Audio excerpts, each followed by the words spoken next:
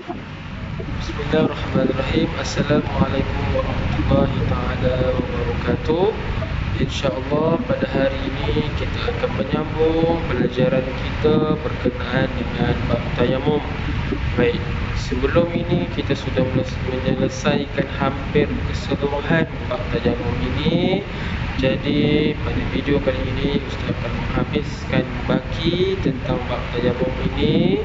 InsyaAllah kita akan mendengar sedikit penerangan berkenaan dengan kepentingan tayamum. Oleh itu, ayolah kita lihat satu per satu insya-Allah. Baik, apakah dia kepentingan bagi tayamum? Yang pertama, kemudahan bagi umat Islam.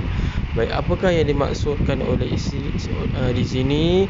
Maka bertayamum ini memudahkan manusia untuk menggantikan wuduk.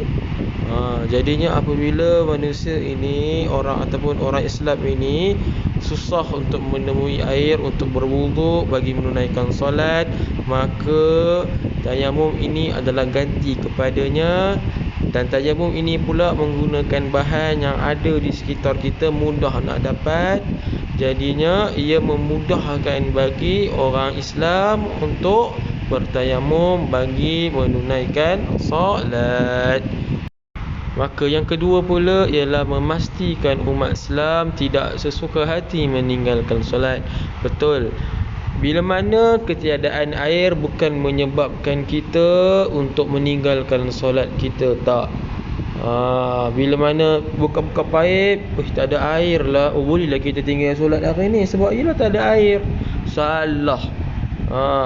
Bertayamum ni mengajar kita untuk kita sentiasa menitik beratkan solat fardu, supaya kita sentiasa mementingkan solat fardu. Maka datangnya syariat tentang bertayamum ini bagi menggantikan wuduk. Bukannya bila mana tiada air boleh meninggalkan solat, tak boleh. Itu sebab didatangkan dengan kaedah bertayamum sebagai gantinya. Bertayamum juga mampu menghilangkan kepayahan dan kesulitan kita.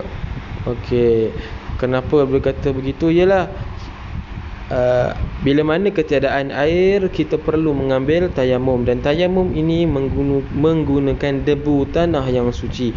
Kalau adik-adik lihat dekat luar ni penuh dengan debu tanah. Maka bila mana ketiadaan air, kita perlu menggantikan ia dengan tayamum. Dan kita pun tak payah susah-susah nak cari mana debu tanah ni.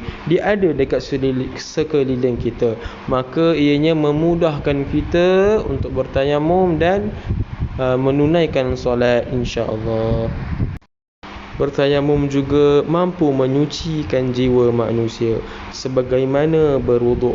Apa manfaat kita bila mana kita berwuduk, samalah juga kita dapat bila mana kita bertayamum.